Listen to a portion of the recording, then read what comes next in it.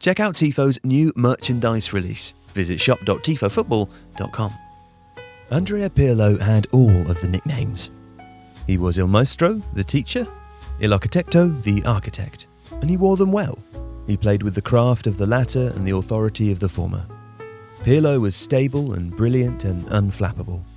One of the most gifted passers of the modern era, he combined guile and flair with a dependability that allowed the rhythm he set to rule the teams he played in.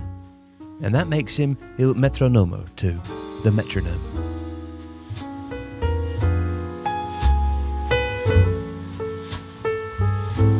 Pirlo's identity came from more than just his playing personality.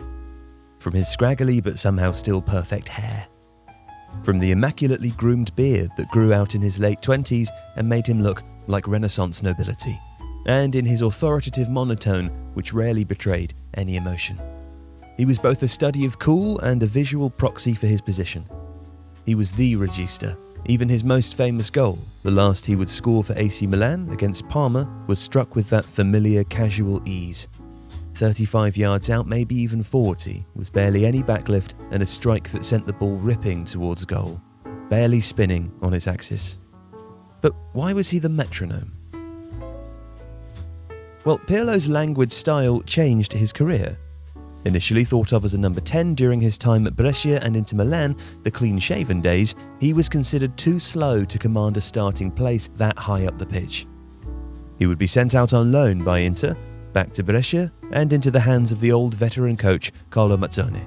Mazzone would reinvent Pirlo, dropping him back to the base of midfield and starting a journey which would take in 6 Scudetti, 2 Champions Leagues, and a World Cup.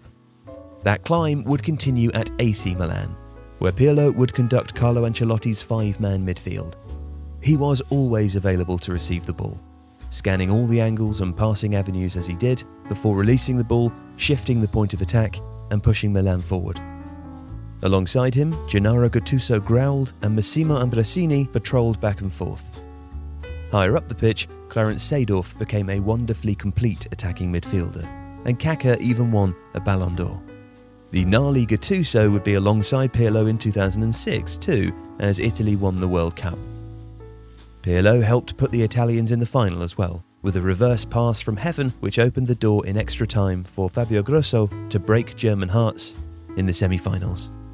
Now that was really a 4-4-1-1, with Camoranesi and Perota out wide and Totti and Toni up front. But no matter, Pirlo received the ball and he passed it again. In 2011, he swapped Milan for Turin. Antonio Conte was returning to Juventus to reinstate passing football, and Pirlo would become the centrepiece of one of the great teams of the decade that would veer between systems but would end the Serie A season unbeaten. Pirlo and Juve would win 4 consecutive Scudetti.